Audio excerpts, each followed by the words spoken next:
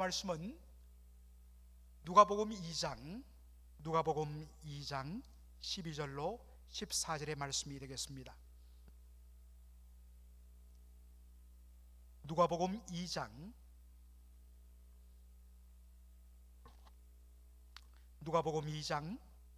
12절로 14절 우리 다 같이 한 목소리로 우리 함께 읽도록 하겠습니다. 너희가 가서 강보에 쌓여 구유에 누인 아기를 보리니 이것이 너희에게 표적이니라 하더니 호련히 허다한 천군이 그 천사와 함께 있어 하나님을 찬송하여 가로되 지극히 높은 곳에서는 하나님께 영광이요 땅에서는 기뻐하심을 입은 사람들 중에 평화로다 하니라. 아멘.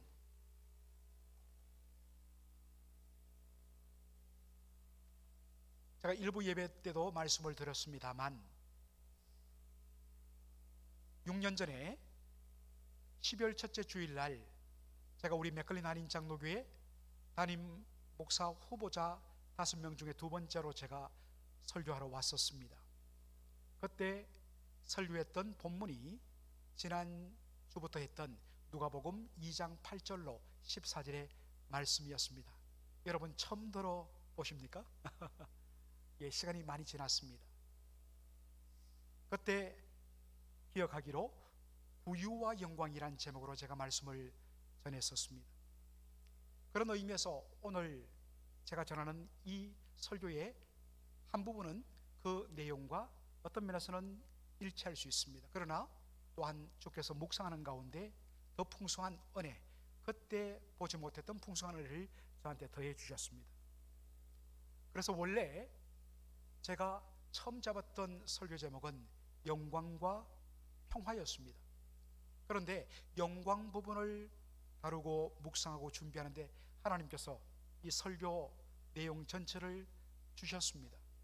그래서 나머지 평화의 부분을 준비했다가 담지를 못하고 시간 관계상 그것은 이번 12월 25일 성탄절 당일 성탄 예배를 이번에는 저희들이 영상으로 드리는데 영상 설교를 통하여 평화에 대해서 남은 말씀을 전하고자 합니다. 밤에 양떼를 지키고 있던 베들레헴의 목자들에게 천사가 나타나 전한 메시지가 무엇이었습니까? 지난주 살폈습니다만 내가 온 백성에게 미칠 큰 기쁨의 좋은 소식, The good news of great joy to all the people, 모든 사람들에게 미칠 기쁨의 큰 좋은 소식을 전하기 위해서 왔는데 그것이 뭐냐? 오늘날 다윗의 동네에 너희를 위하여 구주가 나셨으니 그리스도 주시니라 라는 말씀이었습니다.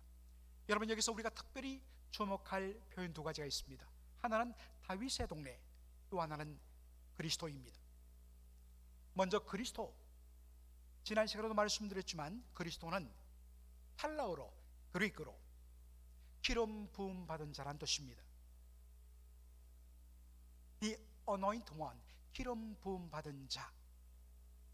구약 시대에 왕이나 제사장을 세울 때에 기름 부어서 하나님 특별하게 세우셨습니다. 그러므로 구약 시대 왕은 바로 메시아입니다. 그런데 이 기름 부음 받다라는 동일한 의미를 가진 히브리어가 바로 메시아입니다. 메시아와 그리스도는 똑같은 뜻입니다. 그런데 그 메시아, 하나님이 보내시는 구원자 메시아가 어디에서 태어났다고요? 다윗의 동네. 다윗의 동네가 어디입니까? 베들레헴입니다. 이 말을 듣는 순간에 목자들이 기뻐했습니다. 1차적으로 그 기쁨의 이유는 바로 주께서 보내신 메시아가 자신들이 현재 살고 있는 다윗의 동네 베들레헴에 태어났다는 것도 있지만 근본적으로 그들을 기쁘게 만들고 감격스럽게 만들었던 것은 당시 유대인들의 마음을 사로잡고 있던 바로 한 사상 때문이었습니다. 그것을 메시아 대망 사상이라고 이야기합니다. 예수님 태어나기 200년 전부터 유대인들의 마음을 가득 사로잡았던 생각이 메시아 대망 사상이었습니다. 대자, 기다릴 대자, 바랄 망자, 메시아가 오기를 고대하며 바라는 마음입니다. 영어로는 메시애니즘, 메시아주의. 이것을 알기 위해서는 우리가 역사적 배경을 좀 알아야 됩니다. BC 586년, 주전 586년에 남왕국 유다가 바벨론 왕 느부갓네살의 군대에 의해서 초토화되고 멸망을 당합니다. 그래서 수십만의 백성들이 바벨론 포로로 끌려갑니다. 그로부터 몇십 년이 지나서 주전 538년에 예루살렘으로 귀환하게 되지만 여전히 나라만 바뀌었을 뿐 바벨론을 이어 페르시아가 바로 유대 땅을 지배하게 되었고, 페르시아를 이어서 헬라 제국이 지배하게 되었고, 헬라 제국이 무너지면서 들어온 로마 제국에 의해서 식민 지배를 받았습니다.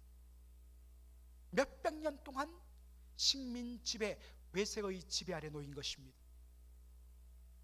여러분, 유대인들이 스스로를 누구라 생각합니까? 하나님께 선택받은 chosen people, 선민이라고 생각했습니다. 하나님께 택함 받은 선민이 이방 나라 백성들에게 지배를, 그것도 몇백 년간 받는 것, 자존심이 상했습니다.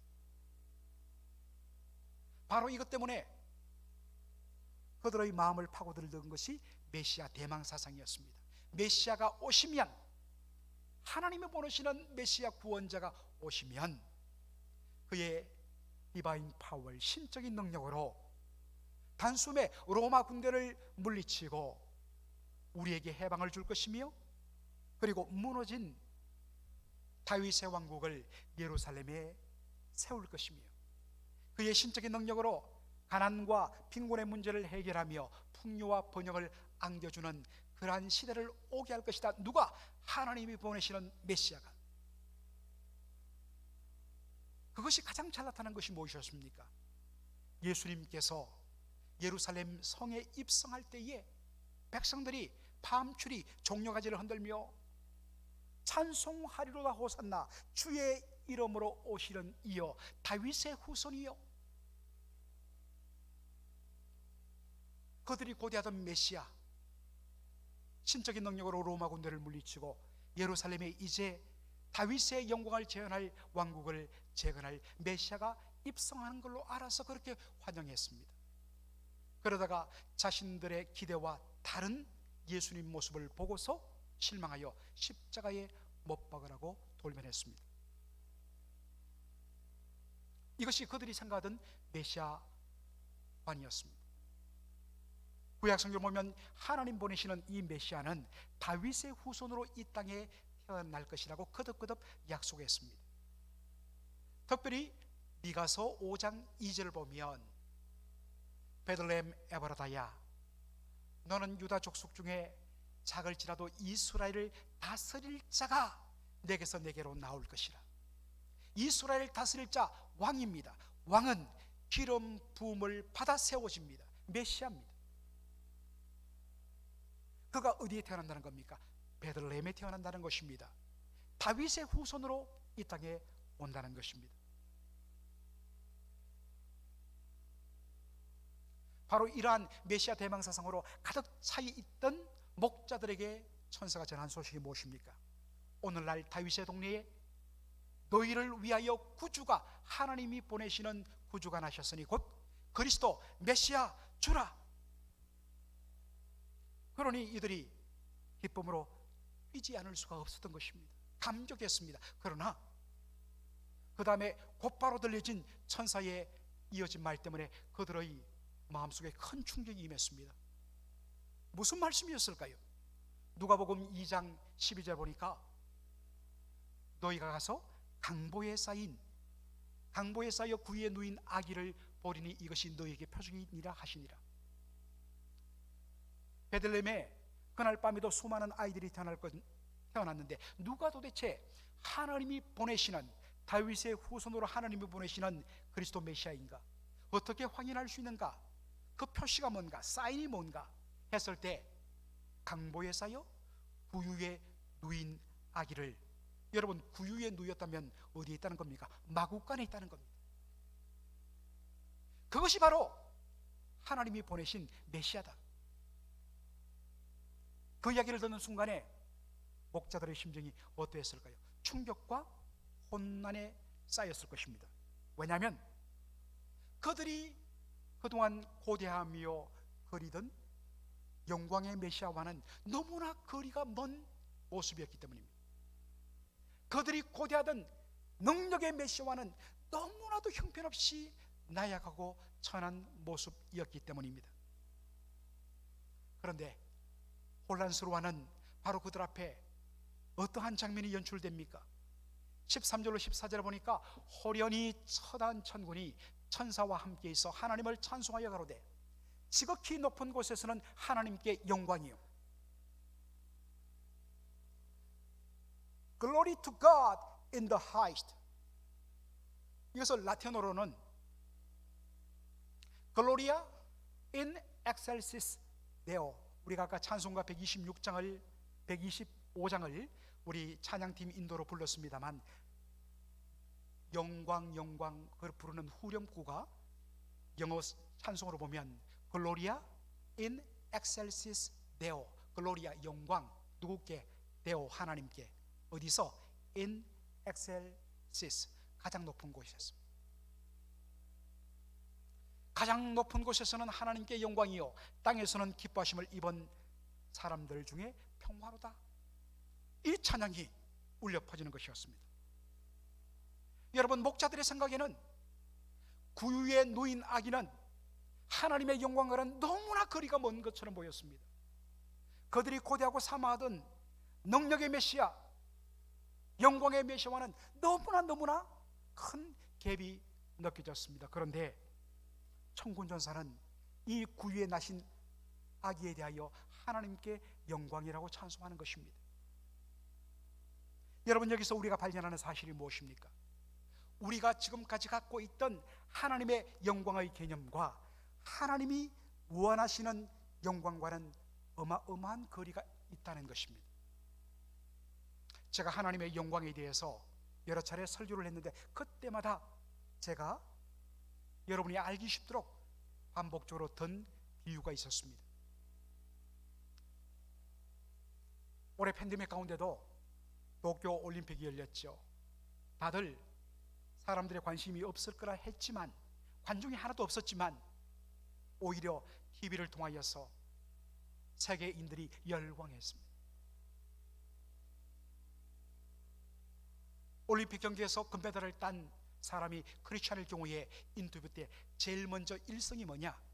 이 모든 영광을 하나님께 올려드립니다. Glory to God. First of all.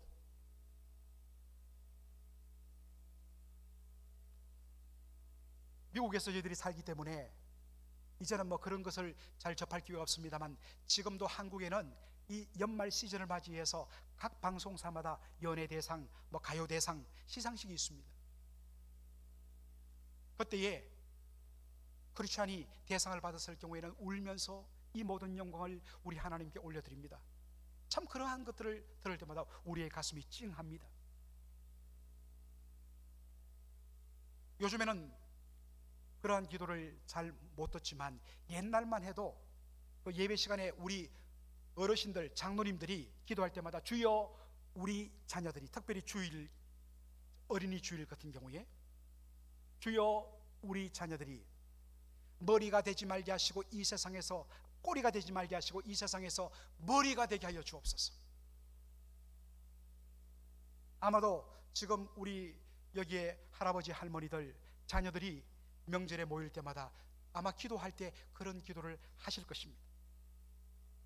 이 아이들이 세상에서 꼬리가 되지 말고 머리가 되어 하나님께 영광 돌리게 하여 주옵소서. 어떤 분이 정말 의사로부터 이제 3개월 남았습니다, 불치 그러한 판정을 받았을 때에 온 교회가 듣고서 함께 간절히 기도하면서 하나님이여 하나님의 영광이 가려지지 않도록 고쳐주옵소서라고 간절하게 기도합니다. 얼마나 귀한 고백이요 간구인지 모릅니다. 그런데 여러분, 이러한 간구나 기도 속에는 한 가지 허점이 있습니다. 여러분, 만일 그 선수가 우승을 하지 못하고 꼴찌를 했다면, 결승전에 8명이 참가했는데 힘을 다하여 뛰었는데도 그가 꼴찌로 들어왔다면 하나님의 영광이 가려질까요? 하나님께서 야, 어떻게 우상을 섬기는 자들보다 네가 더 못하냐, 나 너 때문에 창피해 죽겠다, 그러실까요? 자녀들이 이왕이면, 정말 우리 2세들, 우리 교회 특별히 어르신들 이야기 들어보면 다들 쟁쟁해요. 사실 이렇게 자녀들이 잘된 그런 간증 있는 교회가 드물어요. 명함을 못 내밀겠어요. 그런데 자녀들이 그렇게 머리가 되지 못하고 꼬리가 되면 주님께서 너무 창피하다, 내 영광 너희들이 다 깎아먹었다 하시겠습니까? 정말 간절하게 기도했음에도 불구하고 끝내 회복되지 못하고 그분이 돌아가셨다면, 치유받지 못했다면 그것 때문에 하나님의 영광이 가려질까요? 하나님께서 야, 너희들 때문에 내 망신당했다 라고 고개를 돌리고 외면할까요? 그렇지 않습니다. 요한복음 9장에 보면 날 때부터 맹인으로 태어난 그 청년에 대하여서 주님, 이 사람이 맹인으로 태어난 것이 누구의 죄 때문입니까? 라고 접근하던, 그래서 장애가 저주라고 생각하던 그 당시에 하나님의 영광을 가린다고 생각하던 바로 그때 예수님 뭐라고 이야기하십니까? 누구의 죄 때문도 아니다, 오히려 이것을 통하여 하나님께서 하고자 하시는 일을 나타내기 위하여, 다른 말로 하나님의 영광을 위하여 하나님께서 허락하셨다. 혁명적입니다. 제가 이 말씀을 준비하며 묵상하다가 우리 주님께서 요한복음 12장의 말씀을 강하게 감동을 주셨어요. 요한복음 12장 27절로 28절에 보면 예수님 기도하십니다. 지금 내 마음이 민망하니 무슨 말을 하리요? 아버지여, 나를 구원하여 이때를 면하게 하여 주옵소서. 그러나 내가 이를 위하여 이때에 왔나이다. 아버지여, 아버지의 이름을 영광스럽게 하옵소서 하시니, 이에 하늘에서 소리가 나서 가로되 내가 이미 영광스럽게 하였고 또다시 영광스럽게 하리라 라고 말씀하십니다. 여러분, 이 말씀이 주어진 시점이 언제입니까? 예수님께서 예루살렘에 입성하여 십자가를 한 주 앞둔 시점이었습니다. 하루하루 시간은 가고 십자가를 담당해야 할 시간이 다가오는데 정말 얼마나 심정이 힘들었겠습니까? 그래서 예수님, 내 마음이 민망하다고 말씀하셨습니다. 요즘에는 이 민망이란 단어가 어떤 의미에서는 잘못 왜곡되어 쓰입니다. 민망하다. 그런데 한자로 보면 오히려 의미가 다릅니다. 민자와 망자는 다 괴롭다, 고통스럽다라는 뜻입니다. 그래서 영어 성경을 보면 Now my heart is troubled, 너무너무 마음이 괴롭고 고통스럽다는 것입니다. 여러분, 이유는 무엇입니까? 십자가를 감당할 시간이 다가오기 때문입니다.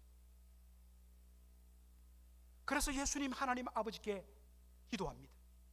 여러분, 겟세마네 동산에서 잡히시기 전날 밤에 몇 시간을 앞두고 한 기도가 그때 처음 한 기도가 아니었습니다. 어떤 의미에서는 예수님의 공생의 기간 내내 예수님 하나님 앞에 구했던 기도였습니다. 아버지여, 나를 구원하여 이때를 면하게 하여 주옵소서. 십자가를 지지 않게 하여 주옵소서. 여러분, 예수님께서 이렇게 기도한 이유는 뭘까요? 두 가지입니다. 첫째는 십자가 죽음이 주고는 끔찍한 고통과 수치 때문입니다. 여러분, 십자가는 지금부터 2000년 전 로마 시대에 사형수를 처형하는 사형 형틀이었습니다. 사형수를 처형하는 방법들이 여러 가지 있죠. 그 방법 중에서 십자가 처형은 가장 잔인하고 가장 사형수 중에서도 악랄한 자를 천천히 고통스럽게 서서히 죽이는 사형 방법이었습니다. 더군다나 십자가에 못 박아 매달 때는 입던 옷을 발가벗겨 매달아 버립니다. 수치를 당하도록, 치욕을 당하도록. 그러나 이것보다 더 고통스러웠던 이유는 바로 십자가 죽음의 근본적 의미 때문입니다. 신명기 21장 23절 보면 나무에 달린 자는 하나님께 무엇을 받았습니까? 저주를 받았습니다. 이 말씀 때문에 유대인들에게 십자가 죽음은 어떤 죽음이었다고요? 하나님께 저주받아 버림받은 죄인의 죽음이었습니다.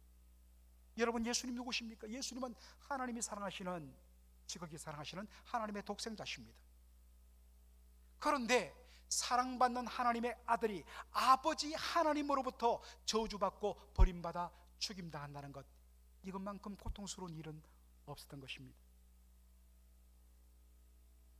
그런데 예수님 어떻게 하십니까? 그 다음에 그러나 라고 기도합니다. 여러분, 참 중요합니다.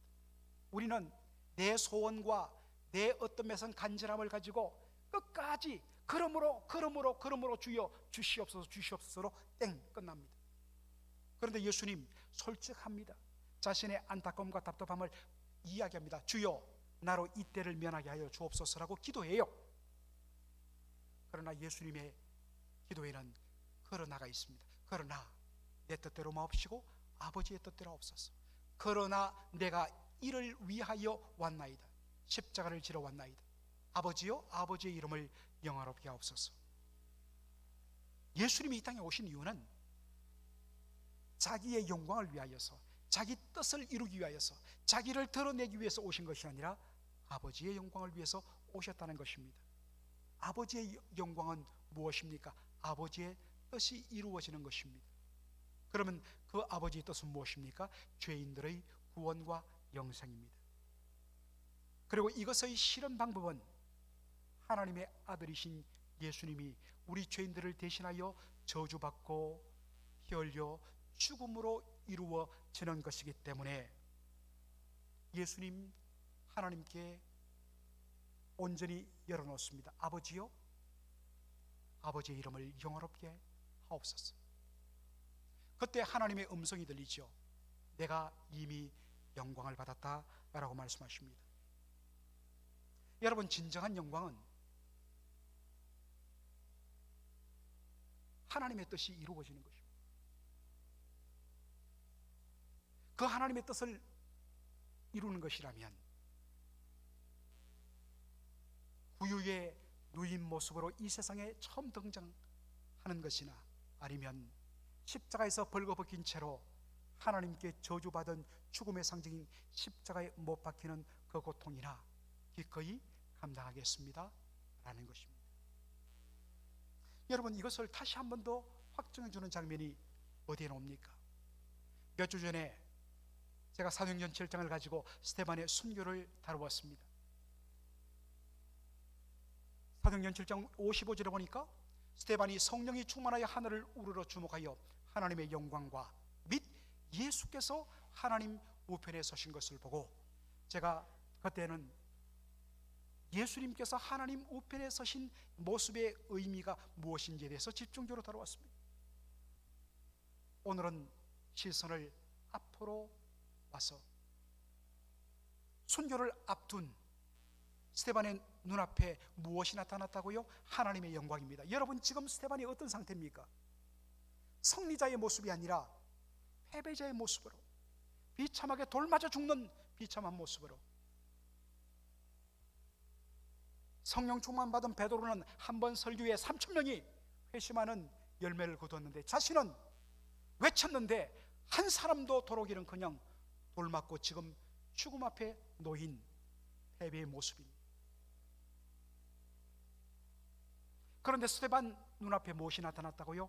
하나님의 영광이 나타난 것을 보았다는 것입니다. 하나님 그 자리에 당신의 영광을 드러냈다는 것입니다. 세상적으로 구유에 누인 아기는 하나님의 영광과는 너무나 거리가 멀어 보입니다. 돌에 맞아 비참하게 죽어가는 스데반, 하나님의 영광과는 거리가 멀어 보입니다. 그런데 이 두 현장에서 하나님의 동일한 반응은 무엇입니까? 하나님의 영광을 드러내신 것입니다. 사랑하는 성도 여러분, 우리 하나님, 우리 인생의 세상적 성공과 형통과 잘됨을 통하여 당신의 부족한 영광을 그것으로 메꾸며 내 백성들이 이렇게 잘해갖고 내 얼굴이 빛난다, 하나님 그렇게 영광을 드러내지 않습니다. 왜냐하면 하나님은 이미 당신 스스로 모든 영광을 충만해 가지십니다. 하나님, 야, 나 너무 없다, 너희들 거 좀 다오 하지 않습니다. 왜냐하면 이 땅의 모든 것이 다 하나님 당신 것이기 때문입니다. 하나님은 모든 것으로 충만하신 self-sufficient 가십니다.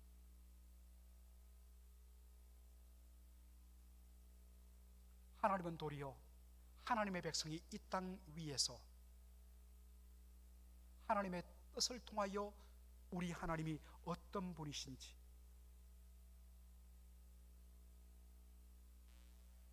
그것을 통하여 하나님이 사랑이신지 그것을 드러내기를 원하시는 것입니다.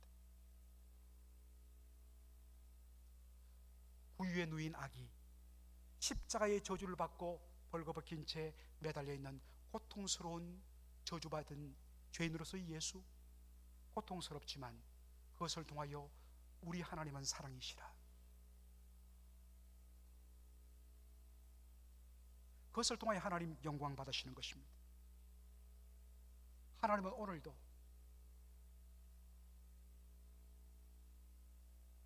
우리 주 예수 그리스도를 따라서 자기를 부인하고 자기의 주어진 십자가를 짐으로 다른 사람들을 사랑하고 섬김을 통하여서 우리 하나님의 그 영광을 드러내기를 원하고 계십니다. 이것이 바로 구유에 누인 아기가 우리에게 주는 복음의 메시지입니다. 사랑하는 성도 여러분, 그러므로 우리의 못남과 연약함과 가난함과 우리의 슬픔과 병듦 때문에, 여러분 그것 때문에 하나님 나를 받아주지 않는다 생각하지 마십시오. 오히려 우리의 연약함과 우리의 못남을 통하여 우리 주 예수 그리스도의 강하심과 온전하심이 더 드러남으로 그리스도의 이름이 더 높아지는 것, 이 놀라운 복음의 신비를 붙들고 이 땅을 힘있게 살아가는 저와 여러분의 삶이 되기를 주님의 이름으로 축복합니다. 아멘. 기도하겠습니다.